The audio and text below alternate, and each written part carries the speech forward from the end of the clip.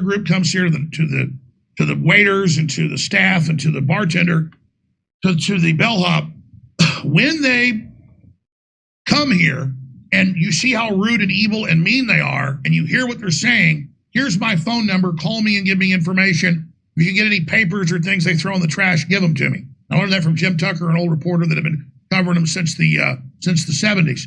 And he's dead now, but he was a really interesting, old-fashioned gumshoe. And so they would then be so rude and so mean and never give a 1-cent tip. None of them give tips. Hillary Clinton at a restaurant gives no tip. A lot of times skips out on it. And they're all like this. Gavin Newsom, I've told people that know him, they're all like this because they are such sociopaths / psychopathic. They're all on that scale that to them, they don't understand doing good to others comes back to you. They don't get that if they crap in the swimming pool, they've got to close the community pool because they're so rich and powerful, they're disconnected from ever being in a community pool. So they feel so insulated and so disdainful, but deep down, even though their consciousness is evil, their body, even their genetics still has the old human there. So they subconsciously hate themselves. So they then project onto the public their own self-loathing. And I've talked to top psychiatrists about psychopaths and serial killers. They only feel alive when they're doing something bad or being nasty. And if they do anything nice, they are so hyper-competitive that they feel like they're being cheated. So they're doing all these destructive things. What are their trillions in stolen money going to do when there's a nuclear war? What's it going to do when there's no nice city to go spend the money in? So subconsciously they go, yeah, we'll dumb everybody down and make them stupid and poor to control them, but they're not even conscious enough to go, that'll blow back, because they have such little humanity, they can't even understand that basic thing. Yeah, be hard in business, be serious. Don't let folks push you around, but also realize you've got to not just give a homeless person $10, you've got to create a culture and a society that has things to aspire to and honor and competition, to where people are brought up to believe in something. But if you believe in something good, you'll become a high-functioning, successful person in your hierarchy of needs. And the final hierarchy, after food and sustenance and medical and family, is helping others and being a pillar, because you are connected to everybody. I'm not a collectivist in government makes you collective and makes us collective. No, we are collectivist creatures.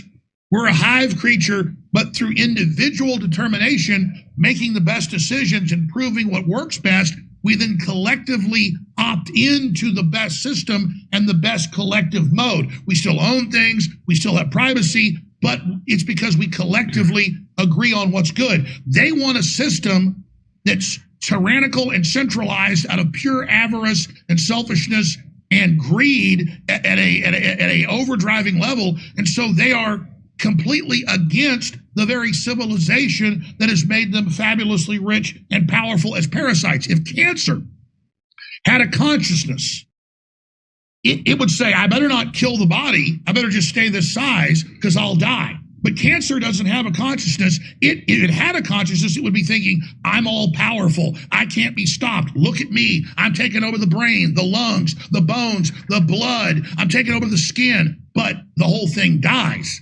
So they're like a conscious cancer that doesn't care it's destroying the host. And so they don't have that connectiveness with us. And so that's why they are the plague. And that's why humanity goes through cycles. We all know that. We're in a major turning right now, the fourth turning. And the globalists know that, so they want complete control and power because they know their old system's about to die. They want to have the Great Reset that I cover in my book, The Great Awakening, that's already a bestseller, to have even greater tyranny out of the collapse of their old parasitic financial system. And so we're now at that point where they're trying to double down instead of in the cycle of hard times make strong men make good times make weak men make bad times, and then bad times make strong men. Obama and others call it the end of history. And they want such a scientific, factory-farmed, dumbed-down population that they even allow to be around. They want 500 million. That's official number. So they want to get rid of 7.5 million people.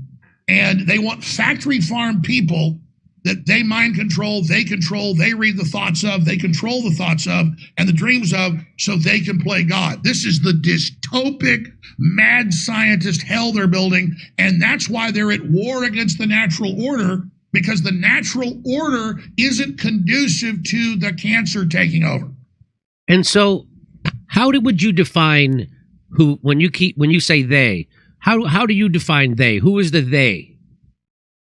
There are sociopaths and psychopaths in the Chinese government and corporations. There are sociopaths and psychopaths in the German government. There are sociopaths and psychopaths in the U.S. government. There are sociopaths and psychopaths in the Israeli government. There are sociopaths and psychopaths in the Russian government. But they've already been through 80 plus years of this, so they're in many ways having a renaissance and trying to get away from it. Whereas we haven't fully gone to the bottom yet, so we're going deeper into it. But if you want to know who runs it, BlackRock is, you know this, you've covered it. BlackRock, State Street, and Vanguard, all controlled by the same group of less than a dozen managers, control 88% of world assets and wealth. And they've said, we'll use this to control people. They want to cut off our resources. They're saying, we can't take showers or wash our clothes. Obama told Africans you can't have a car or air conditioning, but he can have jumbo jets and, palatial, things, all over the place. And so it's a religion of do as I say, not as I do. I'm an anointed one. I'm a priest class. I rule over you. You're a serf. You have nothing. And we know who runs it. The handful of families and groups that control BlackRock, just like you mentioned, network, is their revelation of the method. They're telling you right there. They have a plan for humanity. They want to just dumb us down and brush us aside. And then they control the defense contractors, big pharma. They bring up the politicians they control. They penetrate the cabinets, as Klaus Schwab said. The WEF's just their spokesperson group. It's just their PR firm. And they have stolen the world's wealth, and they believe it's owned by them. And they believe, like when you go into your pantry to get some flour and there's weevils in it, you kill the weevils. And that they see us as just, they say this. There's too many people. We got to get rid of them. We don't need all these humans anymore. Well, we don't need you, Klaus Schwab, or Yuval Noah Harari. And then so people say, well, is it this conspiracy or is it that group?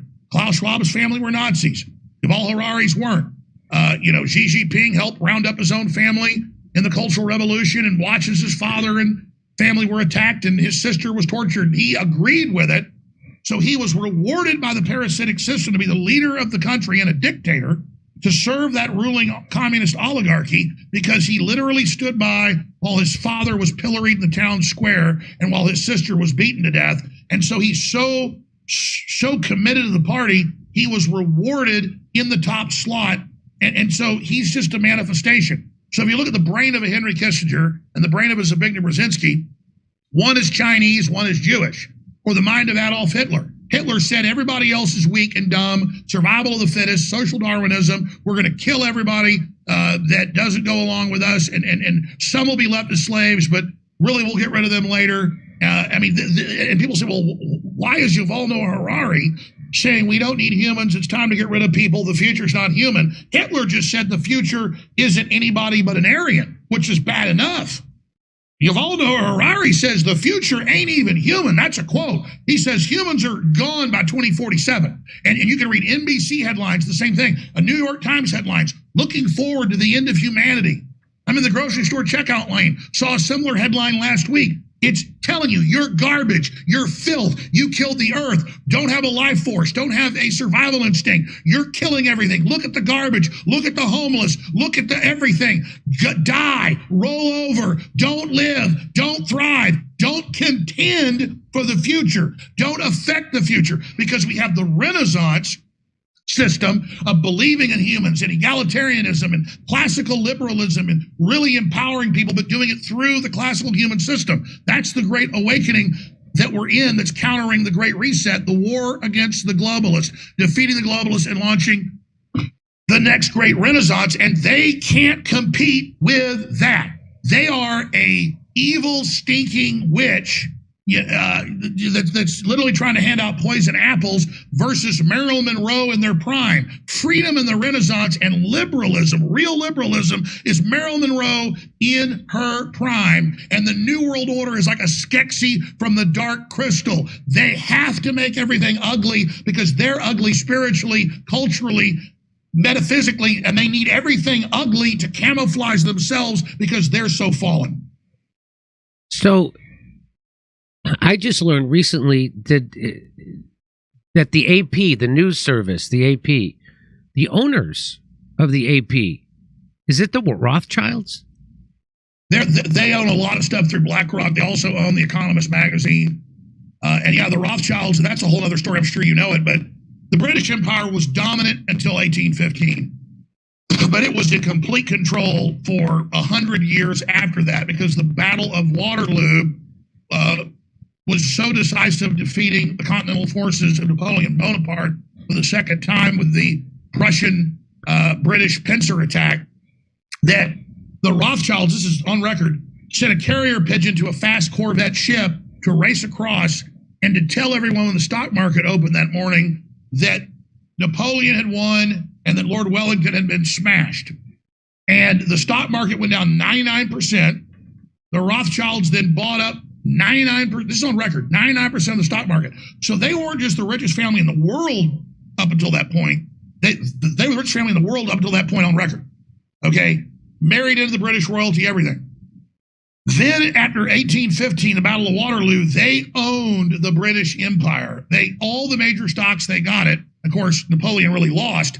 And they only had 6 hours. 6 hours before they came in and said, no, Wellington has won. Wellington has won. And then it all shot back up above where it even was.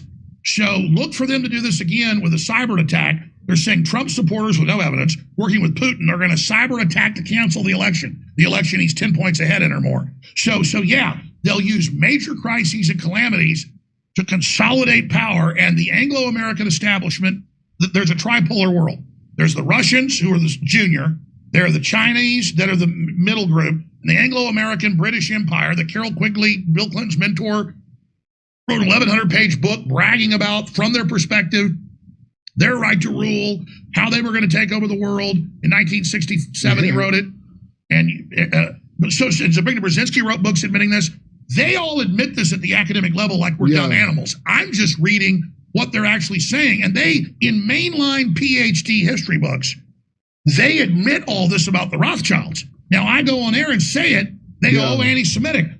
It has nothing to do with Jews to say that the Rothschilds did this and are super powerful, or the Chinese, because Xi Jinping is bad. Am I saying Chinese are bad? No, I'm not. But it really is true that that's how a German Jewish banking family who ran pawn shops basically in Germany and loaned money to people, that's how they parlayed their wealth from 500 years ago by 1815 to rule most of the earth. The sun never set on the British Empire. Then World War I, the Austro-Hungarian Empire had gotten so dominant, I don't mean to give a history lesson, but it's important to know, that the British intelligence of the Black Hand assassinate Franz Ferdinand, the Archduke. The Germans all go crazy because they were winning with all the new patents, all the new science. The British newspapers were talking about the German problem, and they're going to. So the British Empire was corrupt, overextended, and so World War I was started by them. World War II was Hitler; he was bad, but the Versailles Treaty and all that led to Hitler coming to power. There's a lot of evidence British intelligence didn't control Hitler, but nudged him and funded him early on to have a new enemy. And so that's really how this world has been operating. It's how it's been done. And so after World War I, the British Empire made a deal, and even Teddy Roosevelt wrote about this. It was Winston Churchill wrote the 3-volume set, The Histories of the British-Speaking Peoples. Yeah. He was half American. He says in there, we came over after World War I, we set up the CFR, we merged British intelligence with U.S. intelligence, right? And then that is the Anglo-American Empire. They call it themselves, and Putin says, I'm fighting the Anglo-American elite. Yep. I have no problems with the Americans. He said, I have a problem with your Anglo-American oligarchs. He calls us the Anglo-Americans. And who are they? The Anglo-Americans come from a Norse tribe that later became William the Conqueror and took over France. And they came and took over England. So if you go back to all of this, they take the name of William the Conqueror's group from 1,000 years ago. Alex, have you seen it is unbelievable if you ever see it. There's a movie about the Rothschilds that's black and white that's made by them. to promote them, and it looks like something Hitler made to smear them. And it's their thing bragging about their family history. It's unbelievable. No, I haven't seen that. Yeah. But keep in mind, they made it themselves. Isn't this great? And you're like, it's crazy if you find it. Well, I wanted to just touch on the immigration problem because I've totally flipped on this. And I was always the more immigrants, the better, which I still love immigrants. We're a whole country of immigrants. But I noticed that this situation is being manipulated, and I couldn't really put my finger on why. Why are they having an open border, and which they are? And right now, you have cities. Eric Adams in New York is screaming that their whole city is going down the toilet because they can't handle the influx of all these the immigrants that are coming to his city. It used to be a sanctuary city, and now he's trying to find a way to get them to stop, but they're not stopping. And I was listening to Dick Durbin, who's a senator from my old home state, Illinois, and listen to what he says. Here's one of the reasons why they want to get as many immigrants as they can in here. Watch this. The presiding officer, my colleague from the state of Illinois, has legislation which addresses one aspect of that.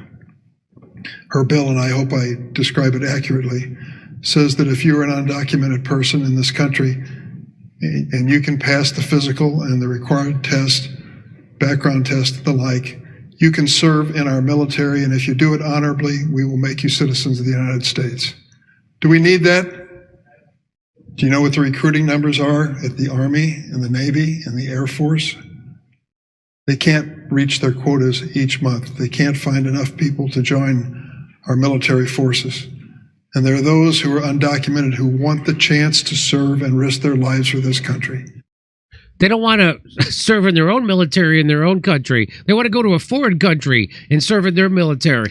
This is according. That's called mercenaries. Yeah, this is kind of how Rome ended. No, and Yes. so he's giving the game away there. He says it right out in the open. We have to fill our military with foreigners. Later cops and our farms. And have be our farm workers, have them be our medical workers and our military, and have them be our cops. This seems bad. Well, it's so bad. Here's what Eric Adams says about it.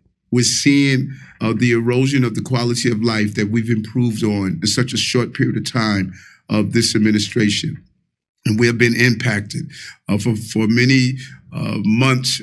We were able to keep the visualization of this crisis from hitting our streets, but we have reached a breaking point. We're no longer able to do that because of the volume in numbers. Just last week, we had 3,900 people that arrived here. We are averaging anywhere from 2,500 to close to 4,000 a week. And if you do the math, you see that's 8,000 every 2 weeks, potentially 16,000 a month that we must feed, clothe, house, educate children, and all the services that you would give a normal adult. And we're seeing that play out on our streets of New York. And that is what the breaking point looks like, what we are experiencing right now. So he's saying that New York is at the breaking point. Yet there's nobody that has a solution to this. Nobody even wants to. Seems like they want to do anything about it. Well, I can tell you exactly what's going on, and you're dead on. Look, there's UN documents, and before that, there's a 100-year-old called Kalergi Plan in Europe, and the royalty got together and they said, our people are too uppity, but if we bring in giant third world populations that we control and that we put on government jobs and government assistance, it'll be a new Praetorian Guard force. But it's worse than that. If you go back to the lockdowns that only went on for like a year and a half here or in Europe or Australia, they went on under IMF World Bank control over those countries that are in deep debt to the central banks. They were under 2.5, 3 year lockdowns, and they did big polls of the migrants. And they said, there's no jobs, the farms are shut, the factories are shut, I'm starving to death, I've got to come here. So they're victims of globalism being shut down. And yeah, our country needs new people. We're an aging population. We're not having more children. We're not having replacement rate. So I'm all for bringing people in, and immigration is what founded this country, absolutely. But when you organize them in UN camps, give them debit cards to get here, and you bring in millions and millions and millions a year into an infrastructure that's already falling apart with the services being cut with massive inflation. It lowers wages. It doesn't help the third world, like Ross Perot said. It hurts the third world. They fall more, we fall down, and the globalists have this big population. And then all these blue cities have passed laws for illegals to vote in local elections. They're under the control of the local community organizers. They're told how to vote. Now they get fast-tracked into the military. They purge the military with the shots and critical race theory, and so all the professionals get out. And then now they're going to replace it with the domestic security force that Obama talked about that's just as big and just as strong as our military. And Illinois and other states are passing laws to have illegal aliens, as your co-host said, be the police. So you nailed it. History doesn't just rhyme, it repeats. Rome started doing this, and in a couple hundred years they collapsed because the enforcers they brought in said, hey, we're the bosses. Well, this won't take hundreds of years. Everything now is compressed. Everything is accelerated. There's more change now in a year than happened the previous 10.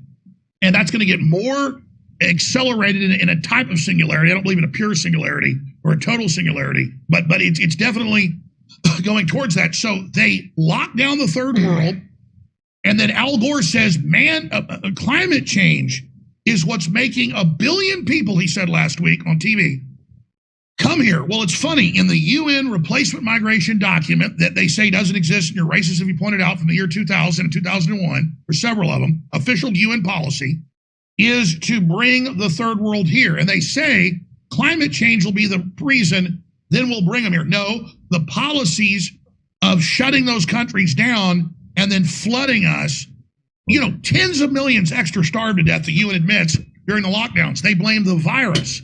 It was the lockdown. So they destroy the third world and then do reverse colonization, bringing these groups in, and then they put many of them, as you know, working 15 hours a day as young as 12 years old in tire factories and cereal factories, and kids get caught in the machines and their fingers and arms get cut off, and it's back of the newspaper. And then you've got all the sex slavery, and they've lost track of 87,000 children and 400 plus thousand. They don't know where they're at either. I mean, folks, this is the jungle 2.0.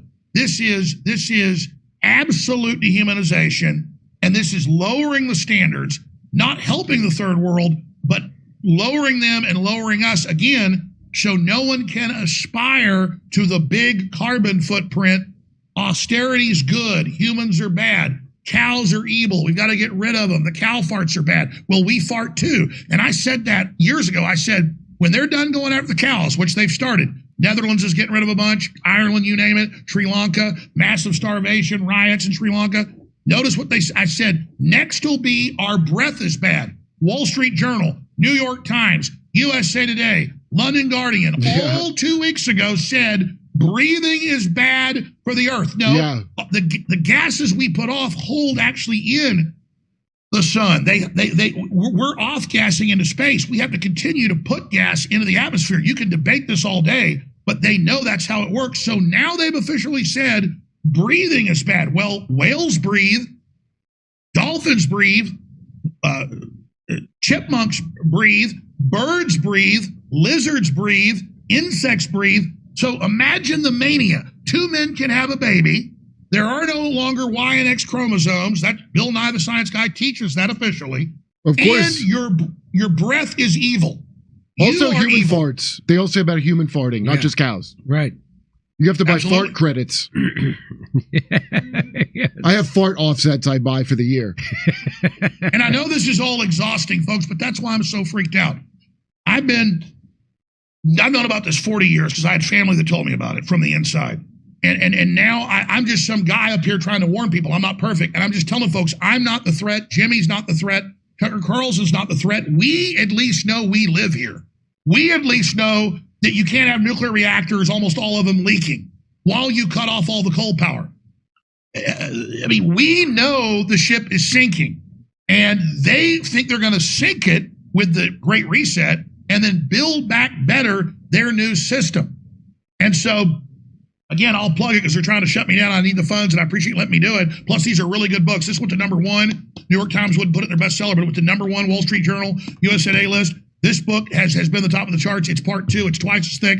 You've got the Death Star plans the Great Reset and the War for the World. And then you've got the Great Awakening, defeating the globalists. This gets into it, and this lays out an alternate Team Humanity program. I was on with Elon Musk, again, a few weeks ago for 2.5 hours, and he said, yeah, the globalists want to depopulate us. They want to destroy civilization. We may never be able to restart it once they cut it off. Fossil fuels aren't perfect. We need to phase them out, but they're a bridge. It'll take decades to do it. What they're doing now, I've looked at the numbers, this is Elon Musk, will cause billions to starve to death, and that'll cause giant wars. We can't do it. And I said, what do we call this, Elon? I said, we should call this Team Humanity versus Team Death Cult. And he said, I agree. Let's call it Team Humanity. Well, Team Humanity is in this book, and I hope people will go to InfoWarsStore.com and get it, and that'll help keep my broadcast embattled on the air, because contrary to what they're saying, we're more influential now than ever. Thanks coming back on X. We've exploded. Thank God for that. You've exploded. Anybody telling the truth is exploding. But we are trying to build back. We're trying to get more reporters. We're trying to really, in this election cycle, be on the ground. So I hope people will get the books because they're really powerful. Who is the co-author of that Great Awakening?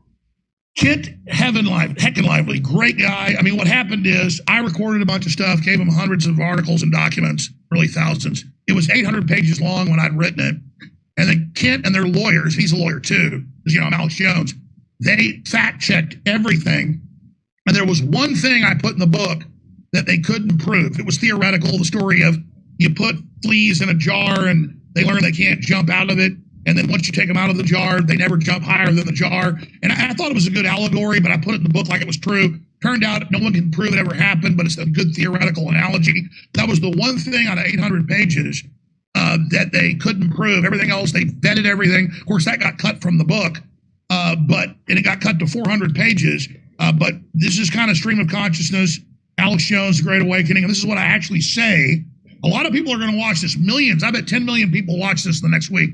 And they're going to say, I never knew this guy talked about all this, because all they see, and they're going to do this, they're going to take me talking about Willie Nelson's spit, and that'll be the story. Instead of, Zuckerberg and the WEF say, we're going to control you in the workplace reading your thoughts. I mean, people should know that they're collectively building a digital prison. We're already in it. And now they're thickening the bars and the walls are closing in. And we should all say, doesn't matter if you're black, white, Christian, Muslim, Jewish, agnostic, atheist, gay, straight, I don't care. If you want to have a future, and if you don't want to live in a dystopia where you'll own nothing and, quote, be happy, then for heaven's sakes, get educated on this stuff now, folks, because it's real. Jimmy just showed everything he said. He showed you a clip or an article. And I try to do the same thing on my show. And maybe our interpretation's wrong. The point is, we're right about more than we're wrong. I would say I watch your show all the time. 95% accurate. I'm 95% accurate. And that's really a pretty accurate number, folks, because stuff's so wild, I wouldn't even need to think about making stuff up. I mean, here's a quick example. 3 years ago, Bill Gates files a patent for this nanotech that puts little microscopic spikes into your skin to track you and or deliver vaccines. They had articles saying it wasn't true and they weren't planning that, even though it was official. He came out last week and officially said they're launching the technology, but spun it like it's no big deal. And he says, the thing is, we're going to put vaccines in your food so you basically will comply because you won't know any better. Like a cow. So again, this is real. Max Blumenthal told us about it. So, yeah, he did. And he did. Bill Gates was talking about putting mRNA into our planets. And so you don't have to worry about vaccines. That's what he was saying. That's not what I'm saying. So I want. And now the EU just announced a new initiative where they say they're getting ready for, just like with the last COVID rollout with the mRNA. I've got the article right here. It's called Fast Track. And they say, we're going to have new stuff for everything, hundreds of new shots a year, but it's going to be in stickers and in food. And just like you get a flu shot, quote, for free, they're really being paid to give it to you by a government fund. Now you're going to get social credits when you take all these shots. I mean, this is literally them raping our bodies. I mean, physical rape is bad enough, but I was on Joe Rogan a few years ago and I said, the majority of polio is caused by the polio vaccine. And Joe said, Alex, I'm fact checking that right now. That's I can't believe it. Pulls up AP Reuters headline. Again, I'm not saying rape is good of children. It's terrible. It's horrible. We fight it all the time. But if I was a child, I would rather be raped than be given polio and paralyzed for life or killed. So they're raping people with stuff that's killing them. So this is rape. And the UN treaty to take over our bodies and our medical system is rape. And systems to scan our brains at the office is invasion of privacy and rape. If your boss wanted to stick their finger up your butt, he would go to jail. He would be sued. But if they want to stick their fingers in your brain, it's okay. Well, I think I have to say that the polio vaccine, Kurt, is safe and effective. And all vaccines are, but especially the COVID vaccine, especially the COVID vaccine, the spread. And it certainly does slow the spread. Look at that spread slow. No one search engine. Majority of new polio cases caused by vaccine. It's actually true. But you're right. You can't even say stuff that's true because we're not a Dr. Fauci. Did you see the clip of him that resurfaced where he said, "We're going to get past all the BS"? He said, he spelled it out. He said, "We're going to get past the BS by locking people down, and that'll teach them, and then they'll drop the BS and take the shot." It's all coercion, people, and that's called bullying. So, yeah, I mean, I can't say anything that contradicts the FDA, the CDC, or the WHO. And that's normal in a democracy. And that's normal in a democracy. Well, I look down on China, frankly, because they don't have freedom. I just have to say that. No, you're right. Look, I apologize. That was a joke. Every shot works perfectly. The swine flu shots in the 70s didn't hurt anybody. The anthrax shots did not get pulled by the Pentagon both times because it killed a bunch of people. Everybody loved the anthrax shot. That's right. It was perfect. The mRNA shot works perfectly. Yes. It actually cures myocarditis. There might be side it's effects. It's climate change doing it. But they are rare, and it will keep you from getting seriously ill, hospitalized, Did you hear or dead. about Holiday Heart? All the articles that everybody's suddenly having heart attacks. It's quite normal. No, a Holiday Heart. It's probably from the holidays. That's what the Grinch got. The Grinch got at the end. He called Holiday Heart. So I just have to show you the reach of Bill Gates, who funds the WHO, and I'm on YouTube and Google, and I'm not allowed to contradict them, which means I'm not allowed to contradict Bill Gates, who's just a simple farmer. And hey, Bill Gates is my doctor. I love the fact that he used to sell crappy software and got busted for running a monopoly and was loading stuff onto it to control. I mean, no, I want him to be in charge of my life. I love Bill Gates. I think it's good that he spends $2 billion a year on U.S. media, and then they underwrite it and don't even tell you that he's paying for these programs about how great he is. I think that's totally normal, Jimmy. Not only does he fund the journalism schools, he then funds the journalism outlets, and then he funds the products that the journalists that he fought and paid for are now going to cover. It's really quite cares. A scam that he's pulled off. But it's not a scam, Jimmy. Bill Gates was going to Epstein Island all those times to stop or hanging out with on the Lolita Express to save children. He's actually a superhero, and it was actually Bill Gates, that went in there into the prison. And trying to tell him to be more careful next time. Yeah, he's trying. Like those guys on To Catch a Predator. Like, I just want to warn him, it's dangerous. You can't be do you remember what happened when they asked Bill Gates on PBS? They said, he grabbed what about his own Jeffrey throat. Epstein? He said, well, he's dead now, so you got to be careful. Yeah, that's what he said to Judy Woodruff, because he did not expect her to press him on that, because he funds that show. That's another thing. They didn't have a science and medical department at that show until he funded it, and then he couldn't believe she was pushing back on him. And I just have to say once again that the vaccines are safe and effective, and especially the polio and the COVID one. They're fantastic. The WHO, the CDC, and the FDA endorse them. I'll take it a step further and say the lockdowns worked. And not only that, masks worked. Masks work for sure. WHO said they didn't, by the way, but I say they do. Let me just say this real quick. This is important. I want to say that when President Biden said, if you take the shot, you can't get it or spread it, was true. Yeah. When Rachel Maddow says, when you get the shot, you can't get it or spread it. That's all true, folks. That's why they want you to take 8 of them, because one works so well. I want to show you this. Tucker Carlson said this, and he was talking about UFOs, and I want to get your reaction to what he says here. These are my views, okay? They can't be proven, but I think they're informed views. the phenomenon is real. It's been recorded for thousands of years. We know that. There's something buzzing around us in the skies, but also under the oceans, we now know, and probably underground as well. So it's real. The government's lied about it a million different ways, probably for a million different reasons, for at least 80 years. That's also confirmed. They're lying about it now. Who knows what their motives are? And they're also trying to keep a lot of this stuff from being disclosed. That's true. Yes. So to those people, it's like, it's a psyop. Well, yeah, everything's a psyop. But I know for a dead certain fact, and it's provable, that, say, Mitch McConnell and Speaker Johnson and people who should, and a couple committee chairmen who should all know better, are trying to prevent the UAP Disclosure Act of 2023 from taking effect in a meaningful way. So they are trying to hide it still. That's a fact. My own view is that these are not aliens. There's no evidence that they've come from somewhere else. We would probably know. We've got a lot of technology that's watching what comes in and out of the atmosphere, and there's no evidence of that. I think they've been here forever. This is my view. Again, it can't be proven, but I'm just telling you after a lot of conversations, I think it's likely that the U.S. government has had contact with these, direct contact, and, over a period of years. I find that really disturbing, because and a bunch of other things that are highly distressing that I can't prove, and so I'm certainly not going to throw them out there. But I'll tell you this. I've talked to a lot of people about this, not because I've never been interested in UFOs until like 5 years ago. And I was like, wait, this is real. What is this? Why aren't we talking about this?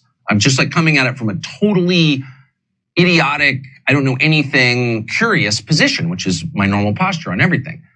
And so I've talked to a lot of people, and my view is that this is my opinion, that there are things about this that are really disturbing. And while I hate any kind of government secrecy, and if I could prove any of this, I would say it immediately, consequences be damned, I do sort of understand why they don't want to let this stuff out. It's not about, we've got fragments of one of these crafts at a Lockheed, facility in California, and we have biologics from the craft. Everyone knows that that's likely true. Well, it's certainly true that they have the, pieces of this stuff. Yep. But I think it's likely that it's darker than that, and that the U.S. government is, I say the U.S. government, people in the U.S. government, not the U.S. government, but there are parts, it's the largest human organization in history. Parts of it, have knowledge that is very, very disturbing. And I personally strongly think that there's a spiritual component to this that I don't understand and will not pretend to understand. But I think it's very clear that there's a spiritual component to this. That's one of the reasons the Vatican, and I'm not Catholic, but has been involved in this for over 100 years, has an observatory, et cetera, et cetera. I mean, it's pretty obvious that these are not men from Mars. I think that was a psyop, because I think the truth is a little bit wilder and has deeper implications just than that. So what do you think he's talking about there? Go ahead. Well, I have to be really careful here because, I'm friends with Tucker. I hang out with his son, go hunting with him and shooting and go visit him and things like that. In fact, I invited him to come out to Florida sometime next month, and I just love Tucker, love to death. He thought I was a psychopath 15 years ago for saying 9/11 was an inside job in Building 7. And then his children, who were now in college and stuff, and out of college, started bringing him stuff and saying, no, Dad, this guy's pretty good. We like him. So he came to visit me 11, 12 years ago and kind of halfway apologized. He said, I thought you were a sociopath and just saying all this stuff for ratings, but I found out you're a really good guy. And then Tucker really listens to me a lot now, and it's also other people.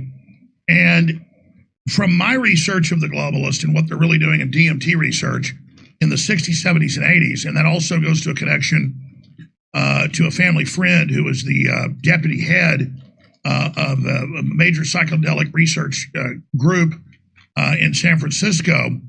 And I was when I first heard this, I was about 7 years old on a trip in the back of my mom's Volkswagen Beetle with her and her friend to a week-long trip with the girls to Arkansas, where they went on a tourist trip, checking out all the cool sites there.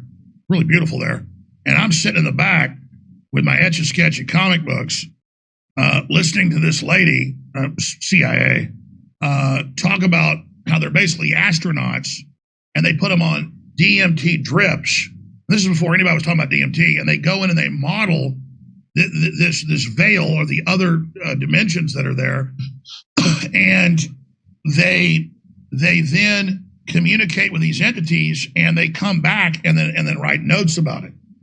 And then I did later research once I grew up and knew about this. They also have volunteers where they actually stop the heart and kill people for a couple minutes so that they can have these out-of-body experiences. Because what it is, third dimensionally, they call it spiritual. That's what the ancients called it. What the globalists actually believe, what the evidence is there's 12 dimensions we know about just in this verse. There's multiverses. And the third dimension is the first material zone, and kind of a jump point, kind of a doorway or a wormhole. And all the hundreds of billions of galaxies that they've already photographed. And now they know the Big Bang goes back further, and there's other Big Bang stuff coming in, and it isn't what they thought. And it really looks like the tail of a propulsion system is going out the back of something. And that's basically what these interdimensional aliens are, but they're not aliens. They're from here. And so I told Joe Rogan that like 6 years ago on his show, and that was not in the news then. And 6 months later, a big professor came out and said, yeah, in Japan, England, and the U.S. and San Francisco, for decades, it's like astronauts. We take the DMT and they go in and they map all this. And the ancients would take a bunch of drugs and get in the middle of a circle. They thought it protected them. Solomon, the Egyptians, all of it. And a genie or a demon would appear. And they usually wanted the sacrifice of blood to give you knowledge. And you can read this in the Grand Grimoire and Black Magic books that are, thousands of years old, translated into French. And so that's where all this comes from with psychedelics and, and the ancients and then all the other cultures taking these drugs, is that they believe they're talking to the gods and the servants of the gods. But the rule is the higher level angels or good guys don't interfere in the third dimensional manifestation of our bodies. That is a dimensional manifestation or signature of something much larger. So this is kind of the tether of what we are, and a signature or footprint that's interdimensionally there. It's way more complex than that, but basically that's where these people have these experiences. That's where people that have never taken drugs, have no mental illness in their family, will walk into their bedroom and a poltergeist will appear or won't, and will throw you up onto the ceiling, or will put giant bloody scratch marks across your chest. And so more and more people are having this experience. And so they didn't believe in God, they didn't believe in aliens till they get demonically attacked.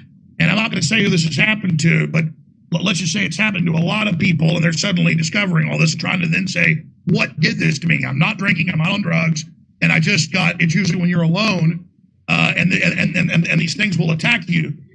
And so that's really what's going on.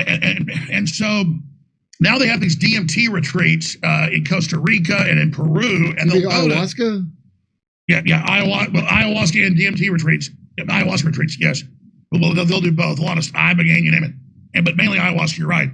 They will go to these temple sites and pay more money, because the temple sites, you don't get little elves that are kind of NPCs of the other dimensions. Okay, and they look like elves, take their mask off. It's like gray aliens. It's kind of a robot that's everywhere.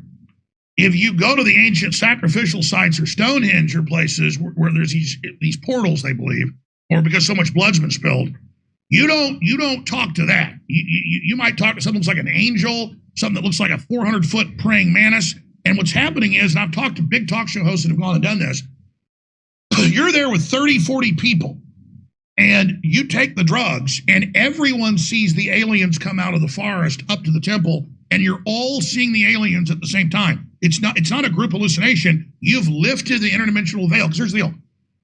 They say your eyes see a very narrow spectrum of the light spectrum. And there's electromagnetic, there's infrared, there's thousands of different types of things coming in that your optic nerve doesn't see. But the truth is, a bloodhound is like 1,000 times better than a human. The average dog, 300 times or so. If we could smell everything a bloodhound smelled, we'd go crazy. So it's the same thing. Our optic nerve is tuned to this environment and this evolutionary plane. But the truth is, the eyes and the brain are actually, that's why a cat will look over you and there's nothing there, and it'll see something and run out of the room, because cats have a larger optic thing. So do dogs, not as much as a cat. Cats have better eyes, dogs have better noses. Slit eyes. Cats have better noses than we do. So what's happening is, we're in a universe that's teeming with energy, teeming with consciousnesses, but we're dialed down because you couldn't have a wife or a husband and go plant corn in the field and, do your work if you could see all the different things interdimensionally that are there. And so I naturally have a 21-inch neck and have really bad sleep apnea since I was a kid, because I guess you almost call it a birth defect. I mean, my head is huge and my neck's huge for my body. But the point is that I've had 2 sleep studies done. I get down to 63% oxygen, and there's only at night. That causes brain damage long term. But there's only one thing in the studies that will bring you into a DMT experience, and that's low oxygen dreams. Well, I have low oxygen dreams. So since I was a small child, and especially when I grew up and got bigger, I don't dream in REM sleep the last 2 hours like most people. I dream from the time I go to bed till the time I wake up 8 hours later. And a lot of it is a brain function, going over the data, creating scenarios for the brain. Nicotine also, Alex. Nicotine, when I would fly on planes, I remember I used to knock myself out with Xanax and put a nicotine patch on, and nicotine will make you dream very vividly. So absolutely, because it constricts the blood vessels and does a bunch of other stuff. So yes, and so I'm not trying to get mumbo jumbo. I don't go to the churches and believe that stuff. I know what I objectively know. I know the government's studying it. And, I told Tucker some private stuff. He told me some private stuff. He asked me on his show to go ahead and say it. And I said, I'm not going to tell those stories, Tucker, because he said, why not? Tell it right now during a break. He was, we were taking a piss. And I said, Tucker, why don't you tell your stories? He said, touche.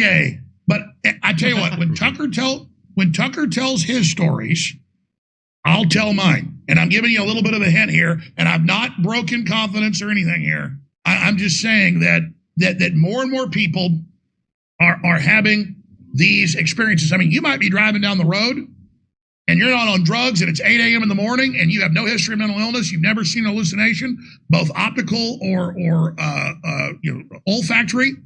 And you look over in your seat and there is a demon sitting right there in the seat saying, I'm going to kill you. I mean, that is going on. And so 95% of this interview has been stuff we can prove. They're going to control our minds. They're going to do all this. They're going to make us eat bugs. And so here's the best info I have. They didn't meet the aliens at Roswell. They didn't go, and Eisenhower didn't meet with the aliens, at Hangar Area 51.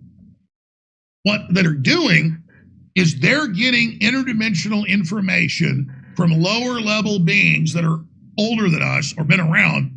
The transistor, all of this just came into being, and it's not coming in crash spacecrafts. That's what they're giving them, but they'll literally tell the government when they're in these DMT operations, okay, bring in 10 kids and cut their heads off for me.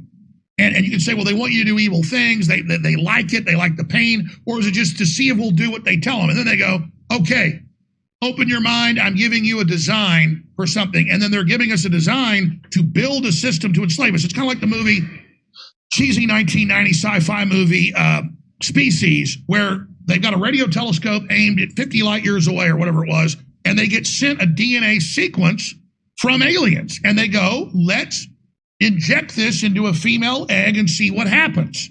Well, they just sent the blueprints for us to kill ourselves and for an alien to take over.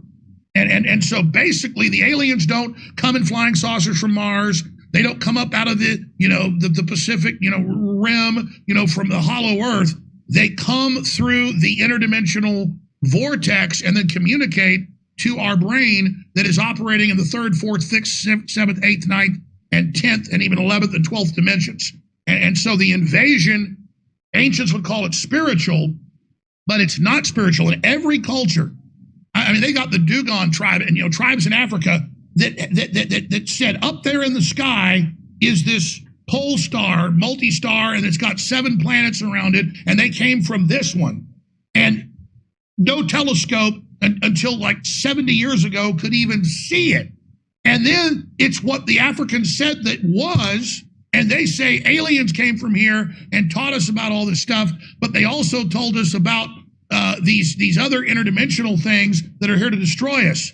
And see, I don't know, but all I know, and then you see Prometheus, the movie, they find the cave drawings, the cave drawings of Sirius and all that, and tell you the story. None of the globalists really believe that some salts in the ocean turned into a cell, turned into a sponge, turned into a fish, crawled out on the land, crawled back in. No, these are designs that have been made before. These are manifestations of the universe. So just like in leaves or in crystals, you see the same designs. And then in our bodies, you see the same designs. And there was a French mathematician, I forget his name, a quantum mechanics expert. I saw this on PBS when I was a little kid. I looked it up later. It's true. He postulated before we were even in space, I think like 80 years ago, that when we finally were able to fly a probe over Saturn, either the North or South Pole, that an interdimensional size of the gas giant, this is quantum mechanics stuff, I don't understand it, would manifest a hexagon on the top. And he predicted that it would be ice on the top with the frozen gas. And when they flew Voyager over it, there was a perfect hexagon on the top. And then when another probe came back later, because it went on past, and went under it, there was exactly what the quantum mechanics physicists said. And it gets into the observation where they'll have a lead block sealed, and they'll have a neutron or a particle, and if you're observing it, it won't go through. But then for some reason, this has been duplicated thousands of times, if you're not observing it, it suddenly jumps across. It wants you to know something. And then they've also noticed that if humans observe electrons and quarks, that literally, so it's kind of like George Lucas, but not in a cheesy way, because it's so subatomic that it changes observance, changes what's happening. I mean, it's absolutely insane. And they've hooked up electron microscopes and spectrometers in Japan to say, well, maybe it's because there's humans near it.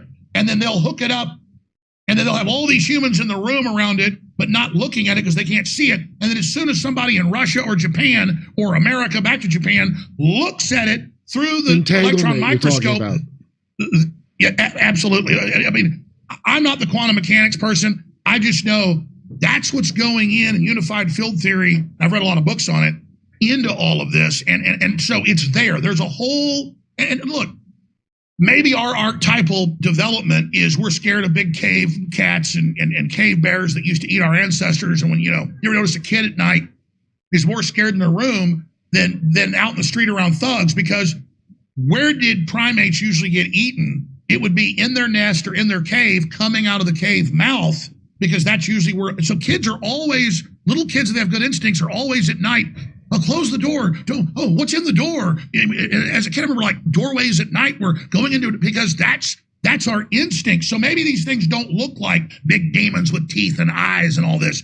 Maybe that's the only way our brain processing it.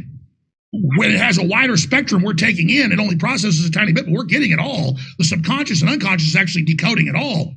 So that's what's a cat seeing? How does it decipher it? Because all we have is the archetypes of our genetic ancestors imprinted on us to be able to decode things. So again, maybe demons really don't look like demons to themselves, but to us, that's the only way we're able to see them. Does that make sense? Yeah. I follow what you're saying for sure. Have you done DMT ever? No. Here's the deal. I don't want to take it because I remember reading about DMT and ayahuasca experiences and going, well, I have those experiences every night. Crystal cities, floating pyramids, beautiful stuff, like big watchmen angels that like, it didn't happen all the time. It happens, maybe once a month, that tell me what's going to happen and just give me profound knowledge and profound sense of completion and peace.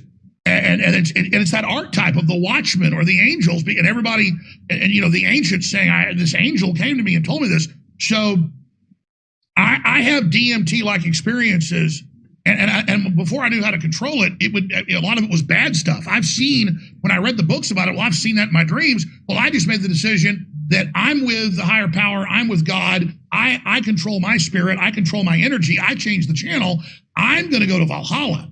I'm going to go see stuff that looks like 1,000 times more powerful than Hawaii and the most beautiful rainbow you ever saw. And so I know it's real because again, it's just like observing a particle. If you're watching it, it won't do it. Hundreds of times in my life, God, the universe, whatever you want to call it, when I was a kid, would like I have a digital clock in the kitchen. I'd wake up and I'd say, it is 7:15. And I would run down to the kitchen, and every time it was whatever time it was. And maybe I wake up at 5 a.m. and I'd say it's 5:04. It was always this thing saying, go look at the clock. I'm here. I want you to know this is real. And then I had dreams of getting mugged. And about 6 months later, I did get mugged by the same homeless white guy in the purple and green striped shirt. He had a knife. Maybe I was going to get killed. Interdimensionally, the angels warned me. So I knew when it happened. I was a teenager, wasn't on drugs, but I was on a beer run to get beer in Dallas where they'd sell it to underage. And, this happened. And I had a lot of other dreams of things that came true. And so I guess I'm starting to share a lot of this because people need to know there's things bigger than the New World Order. And they want you shuttered, hating yourself, not knowing what a beautiful creation you are, not knowing you have free will, so you won't use your potential. And Tucker Carlson has had an awakening. He's had an awakening that good and evil exist. And before, he wasn't sure about that. And so he's had experiences now that have shown him how real this is. And other people are going to have it because there's something big. And is it us? They've proven the sixth sense. That's how you know when somebody's looking at you. You're walking through the forest, nobody's around. You feel somebody looking at you, turn, you look 20 yards away, a guy standing there looking right at you. Or, everybody knows that. And they've proven, that's how butterflies can fly from Canada all the way to Mexico, even though they were hatched in Canada and never been to Mexico, and fly to the same tree that their ancestor was laid in. And then they fly back up to Canada, die, lay the eggs, die, and fly perfectly back to the tree. Scientists don't know how they do it. Well, no, they have they do know now. They have magnetic cones in them, little bitty tiny magnetic cones in their brain that operate off of electromagnetic lines. And now we know the ancients were into that, and we know that humans have hundreds of times per density the magnetic cones of a butterfly. Not just that their brain's so much tinier, per brain structure, we have way more than that. Well, why do we have that? A butterfly has a tiny bit and can navigate 3,000 miles perfectly to the tree that their parent was born in, okay? How do they do that? Well, it's the same thing. How do ducks fly from Canada all the way, down to South Texas and then land in the same pond where their parents were born? How do they do this over and over and over and over again? Because the cones aren't just following the lines. The cones are pre-programmed to carry out an operation. So instincts aren't just some vague thing. It's a compressed knowledge, but you can't handle all your ancestral knowledge that Frank Herbert wrote about in his first book. That's excellent. An average person cannot handle that, all that knowledge of all your ancestors. It would be too blinding, too much. Just like you, and that's proven, that's there. Just like you can't see everything around you because you couldn't handle that, because it's too distracting. It's like trying to conduct, threading a needle while you've got 1,000 people banging drums around you and giving you electroshocks. Or it's like trying to write a novel 100 feet under the water with a typewriter while great white sharks are trying to eat you. So all this stuff's around us, we're like a larval egg of what humans are about to become, of the butterfly analogy. We're in a pubescent or larval pupa stage, swirling around in the universe and not aware of all the danger and things that are going on because we can't handle it. Okay, so, wait, I have a question. Why would it just be interdimensional? Why wouldn't it be yes and? Because people say, oh, it's preposterous, it would come from other planets. How is that more? I'm sure the interdimensional thing could possibly be true, but the interplanetary thing is crazier than that? How would that be? Well, I'll go back to Frank Herbert, which is out of quantum mechanics. This is actually what the quantum mechanics experts believe. Let's take this piece of paper and say,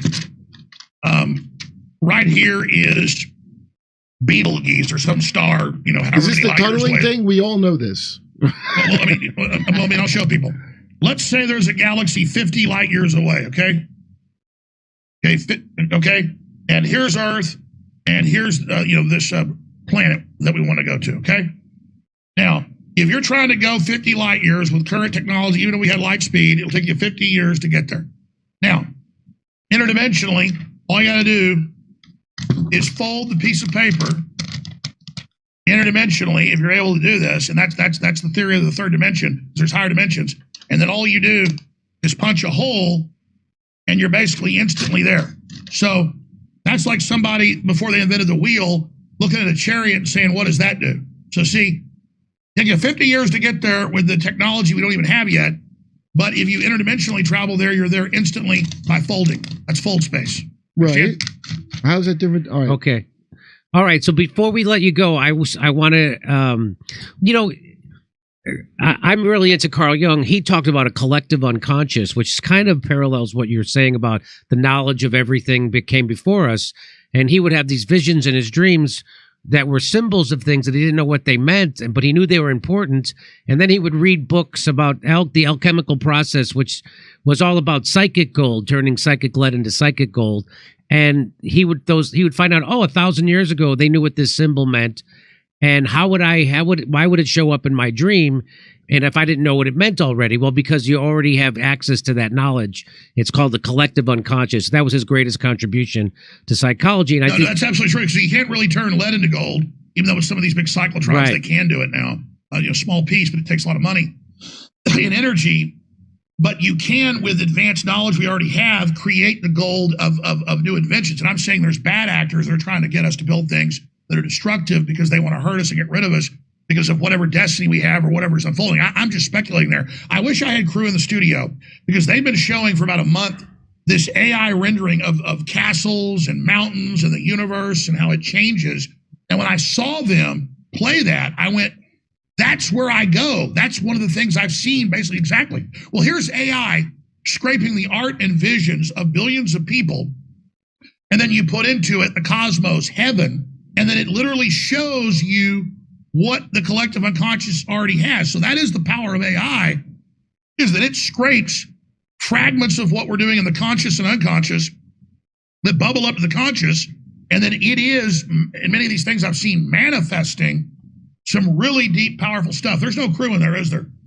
Too bad everybody's probably gone, or I'm going to send you this, Jimmy. Okay. And I'm telling you, the stuff I see in these dreams is just like this, but even more blazing and gorgeous and just, way more powerful. But when I saw this for the first time, I was like, whoa, that's very similar to what I see. And I'd never seen art like that, never seen culture like that, never seen what I'd seen, one of the things I see. And then AI, though, it saw it because it's scraping billions of people. So before we go, you tweeted this out, and I just want to end our conversation talking a little bit about Israel. You said, breaking exclusive, General Flynn responds to Netanyahu's leaked plan to ship Gaza war refugees to Western nations. Former head of the Defense Intelligence Agency, General Michael Flynn, gives his analysis of this extremely dangerous development and also calls out Netanyahu and the Israeli military leadership for clearly standing down during the Hamas attacks of October 7th. So go ahead and speak about that. Well, I mean, I'm not telling anybody anything that they didn't know. I've seen you talk about it. I talked about it on October 7th. Israel, a couple days ago, in a 60-second rescue, grabbed a bunch of hostages while they were being shot at, flew into Gaza from Israel in 60 seconds, saved them, and got out. Okay, so Israel probably does have the best border defenses in the world, hands down. General Flynn's been there. He's toured it. He said clearly they probably got the best. And they've got multiple 3-4 layers and all these cameras and all these weapons. And Israel, is tiny, and you can drive from end to end of Israel, even on the windy roads, in like an hour. And from the Golan Heights in the north all the way down to the south by Gaza and the southern zone. And so a bunch of Israeli retired soldiers who were in the north got down there in 45 minutes in their cars, and they helped. But somebody had a bunch of the troops stand down, and Flynn says the head of the southern district should be removed, the head of the military should be removed during the investigation. And the New York Times comes out and says, actually, the army says they told Netanyahu a year before of the plan. Yes. But then nobody's blaming who did it. So I don't know if it's Netanyahu, whether they didn't tell him. But the point is, they have hundreds of attack helicopters. I've looked it up. They have over 170 Apaches. They've got hundreds of attack helicopters. I looked it up.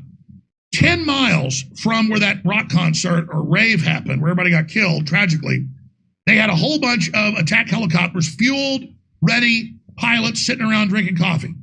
So a helicopter could have been there in minutes. A few helicopters, when they break through the first fence with bulldozers, could have been there and stopped them. Instead, they let them break through, overrun, go in, kill thousands, grab hundreds, drag them back across right after Biden gives Iran $6 billion, right after Iran. Hezbollah's now taking credit for Hezbollah advising Hamas.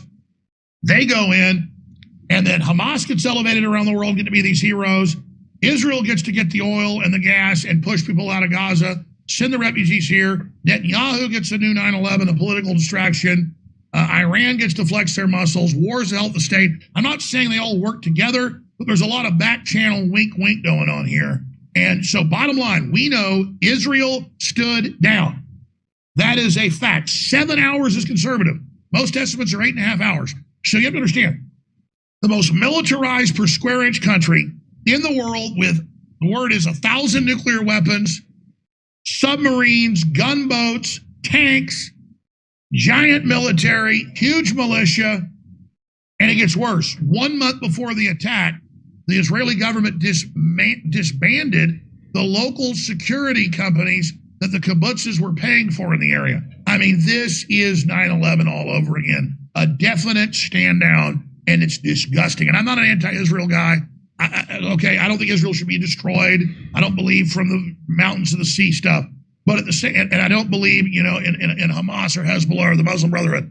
What I'm saying is, this is some very sophisticated crap. There's no way Netanyahu sees the attack 30 minutes in, an hour in. He's told. He doesn't order military. Default drills is launch helicopters, launch jets. None of that was done. It took them. And sorry, go ahead.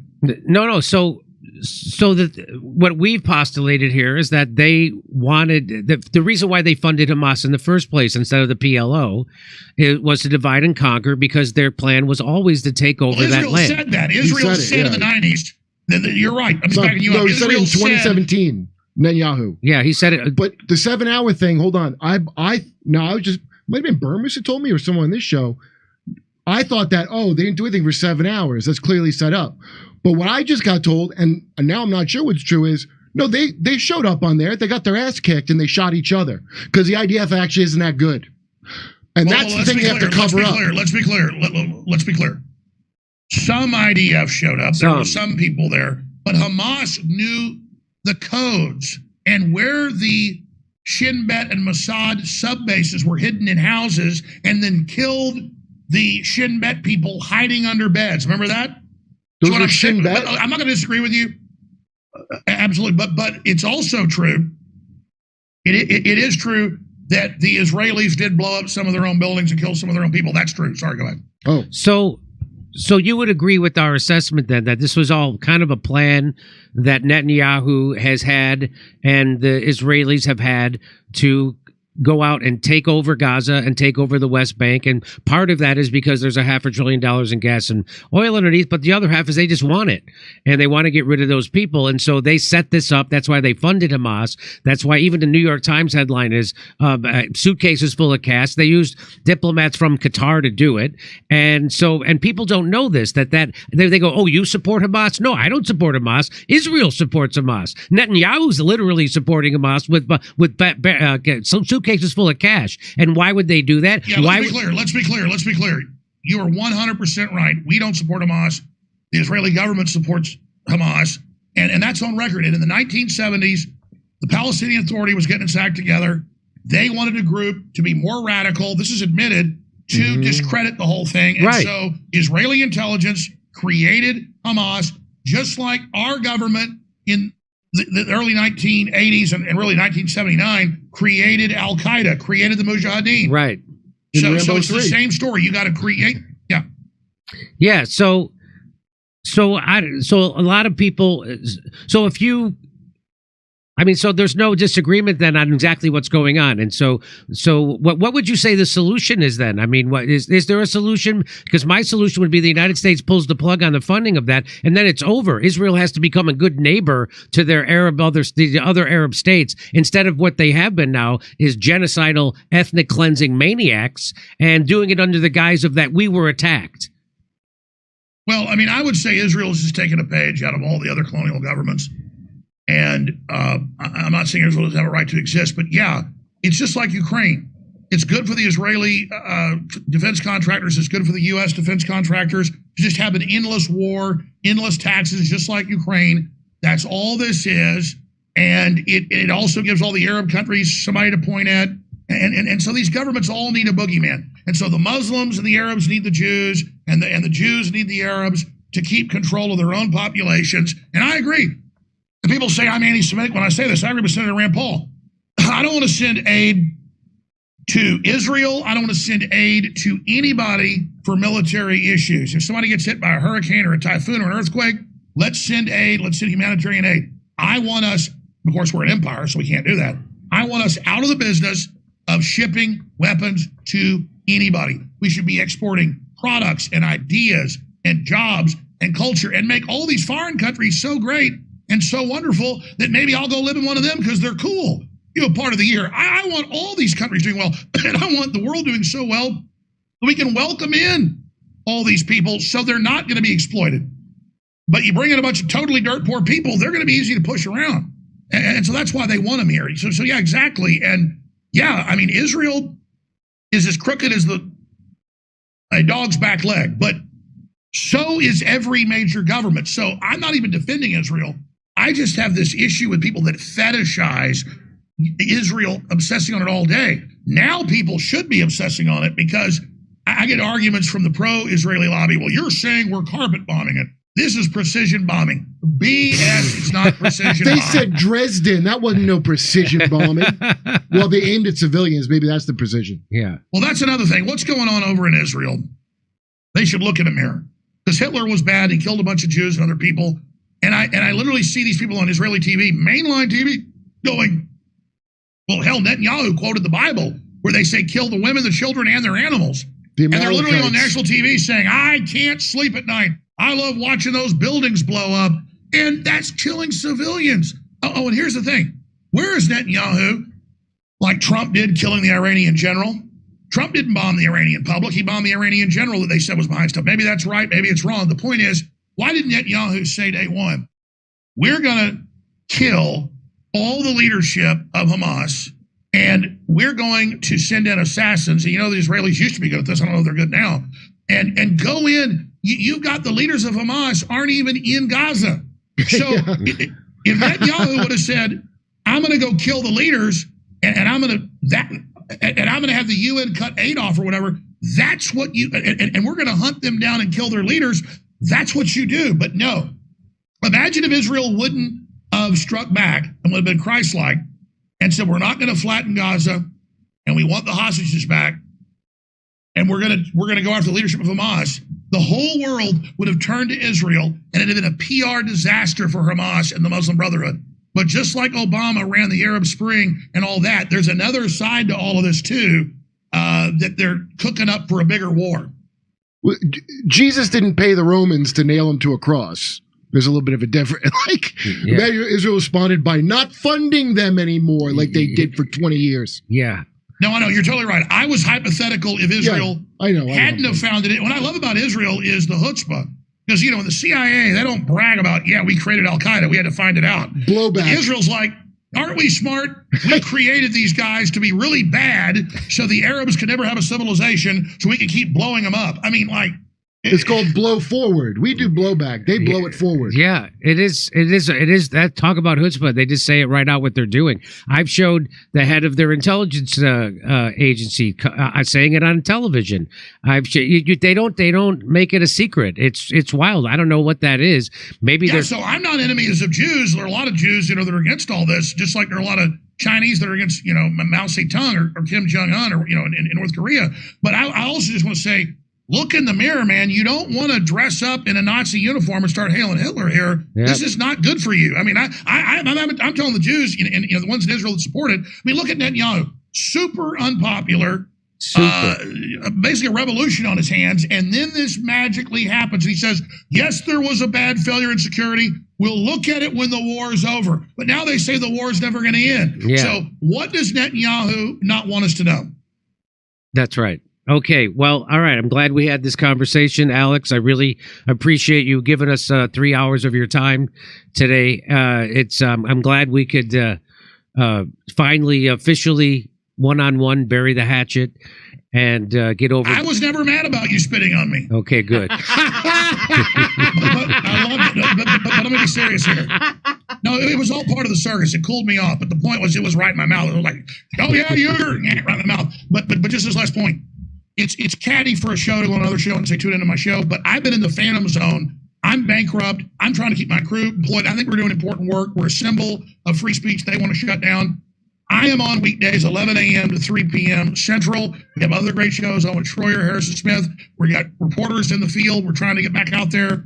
People can find my show at Infowars.com/show or follow me at Real Alex Jones on X. And Jimmy, you and your great crew have all got to come to Austin. Back when we get back on our feet, we'll fly you here, put you up. We're getting back on our feet very soon. My bankruptcy is going well. It's almost over, and I'll be able to operate again and actually have funds to do things. But I want to invite you here to Austin. You go to Joe's club, hang out with him, do his show. After you do his show, please come to my show. I want to invite your whole crew. I'll pay for your all to come here. We can change the background to your background. And we got 2 other studios that are generic. You're welcome to come use this place. I'm a big fan of yours, and I really appreciate you. I appreciate you saying that, and I look forward to meeting you in person in Austin, and we'll certainly do something like that. And just one last little quick thing. When the New York Times, the Washington Post, and all you at Jones, Jimmy Dore, Love Fest, look, we're just loving free speech and open discussion. Doesn't mean we agree on everything. And it's about free speech and our victories over the tyrants. And it's good when the New York Times attacks you. They promoted WMDs. They have blood on their hands. Every time the media says Alex Jones is evil for stuff he didn't even say or out of context, say, okay, did he lie about WMDs and kill millions? Or every time they say Jimmy Dore is a Russian agent because he doesn't want a nuclear war, tell them, F you, I want to live. Your crew's awesome. We love you. Okay, right back at you, Alex. Thanks again. And show your book. Show your new book.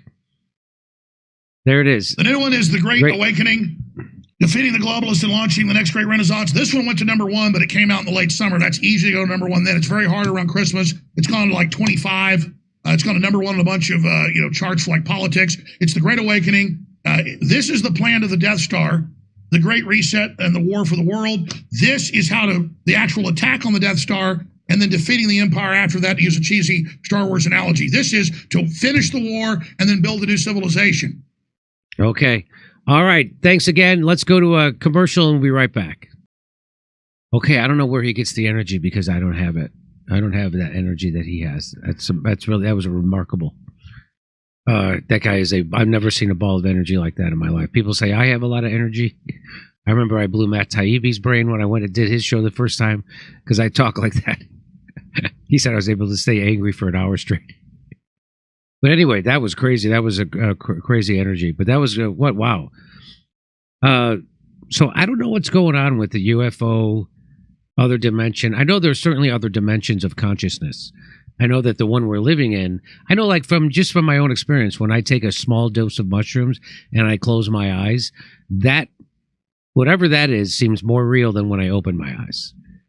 And so I know, and I've heard all the people talk about DMT and ayahuasca, and Ram Dass talked about that there was at least 5 levels of consciousness and that you could travel through them, and that his guru could travel through dimensions of consciousness effortlessly. Even Sam Harris acknowledges it.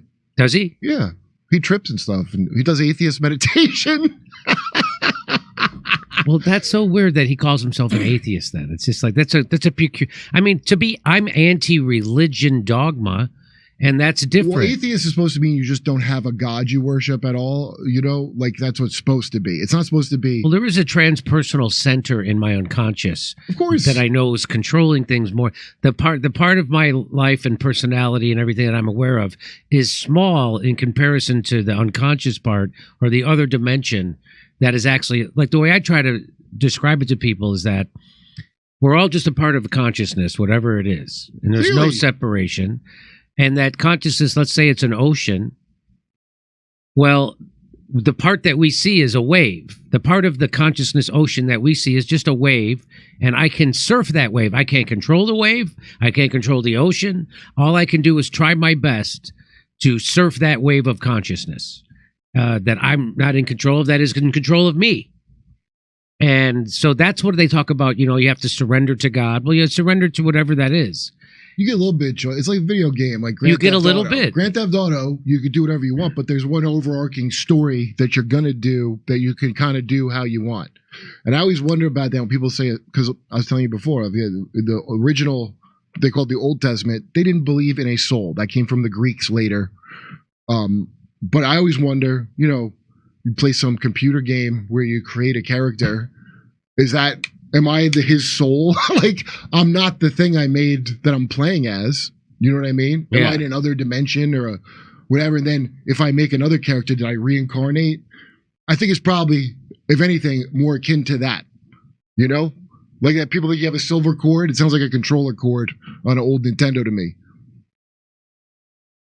I mean, these are all different metaphors for what is kind of unexplainable. But I did DMT a bunch, and I don't think I was talking to any real...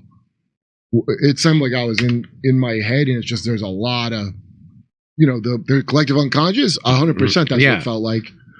The thing that sticks with me is. So his idea that there are other beings surrounding us. Sure. Yes. But we just can't see it, because if we did, it would overwhelm us. Of course, you don't need that just for evolution.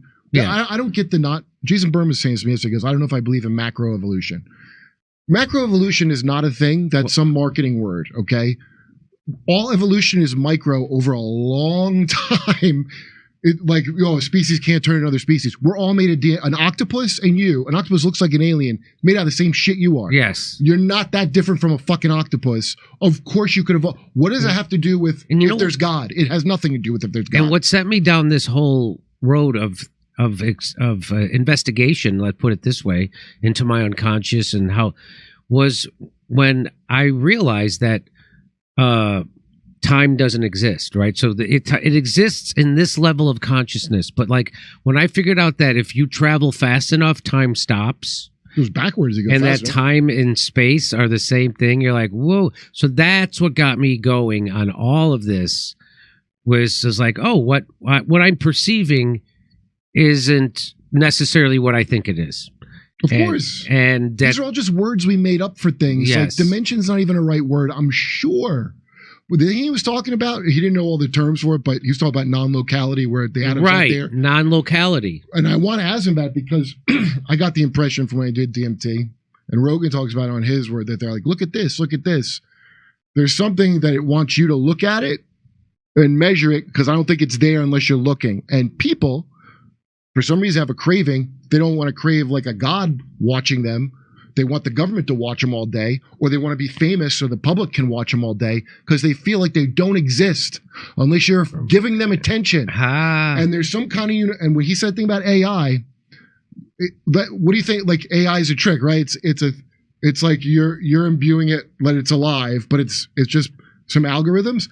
I have a suspicion if there's a God, that's what it is. How do you know you're real and it's not just God's consciousness imputed on you, because he's looking at, when God stops looking at you, then you don't exist here no more. Well, I mean, Bill Hicks, I remember him saying that we live in God's thoughts. Like the author of a book. We're the imagination of ourselves. It's not a watchmaker, it's an author. And so I definitely know. Didn't really answer the alien question, but it's very interesting stuff he was talking about. Right.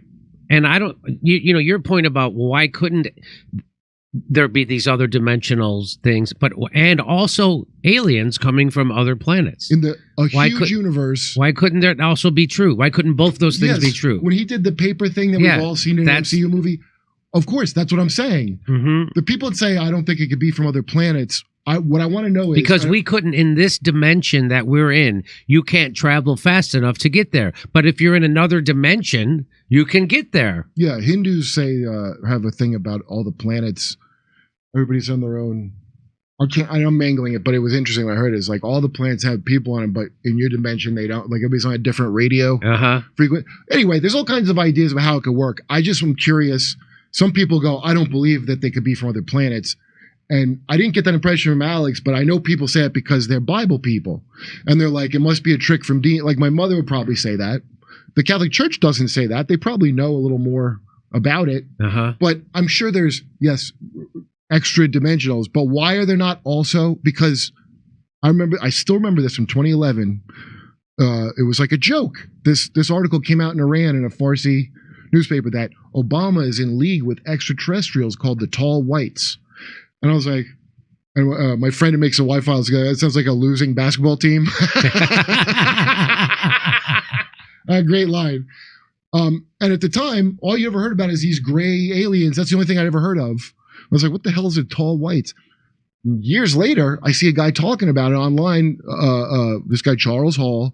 Everybody should listen, hear him out because it's very interesting. And there's a whole like Star Wars amount of lore here over 70 years that if it's all fake, it means the government secretly created their own Star Wars universe of science fiction just for the purpose of tricking you about drones, which I don't believe. I don't believe all the nuts and bolts of like there are these and this and that. There's something going on, and I don't believe there's nothing with other planets. I think there's probably more yes and than there is either or. I agree. I agree with that. And you know, it's interesting. He's talked about how he dreams from the moment he goes to sleep to the moment he gets up. DMT's not like that. I'm very close to that. That's weird that he said that because I experienced the same thing. As soon as I fall asleep, like before I have a Jungian psychologist I talk to once a week, and what I'll do is I'll take a nap right before I see him. Say like we have a 3:30 appointment. I'll go to sleep at 3 o'clock, and I'll dream for 20 minutes, and I'll wake up and I'll talk to him about what I just dreamt about. And I can almost do that at will. I remember I have this other friend who I read all the Jungian books with, and she's also an astrologer, which is way more interesting than people think it is. And she'll say, we'll be talking and we're reading something and we'll be going through something I'm going through psychologically. And she says, what you need to do is go have a dream about this. And so I'll go, okay, and I'll go lay down, take a dream. I'll wake up and I'll call her. This is what I just dreamt. And then it'll remind her of something she read in a Carl Jung book and I'm like, oh my God, that's exactly what I dreamt about. That thing he talks about and blah, blah. It's so when he said that he dreams like that, I'm like, I dream like that too. It's crazy. Yeah. Well, look, that's not the same thing as DMT. He hasn't done it, so doesn't know. I've never done DMT. I've never done. There is nothing like DMT that maybe ayahuasca is, but I understand that's very different. And acid's not like it. And I know the government studied these things on purpose. I don't think these things are what the government wanted them to be, because a lot of them have the unfortunate side effect of making you feel like you're all part of the same thing. DMT, I didn't find made me feel like that. Acid does, of course. Mushrooms. So they're not really good when you want to atomize people into fighting factions. Right. Alcohol is good for that. Every other drug has to be illegal because it causes race mixing. Weed, cocaine is the most diversity, equity, inclusion drug that I've ever experienced in my life, where you're like, wow, every person from society is hanging out at this party, telling each other too much of their personal business. But alcohol is great. And then they finally figured out you can still have a war, I guess, with weed. You can still have soldiers that like weed. So that's why I think it's okay now. Yeah, I bet you that is. People got high and played Call of Duty enough to convince the powers that be that we can use this somehow. All right. Well, I hope everyone enjoyed that. And now Steph is going to read your super chats about for the next hour. Okay. Enjoy the super chatting. Yikesy. A big screen 4 as Jimmy makes his way out of the room. Thank you.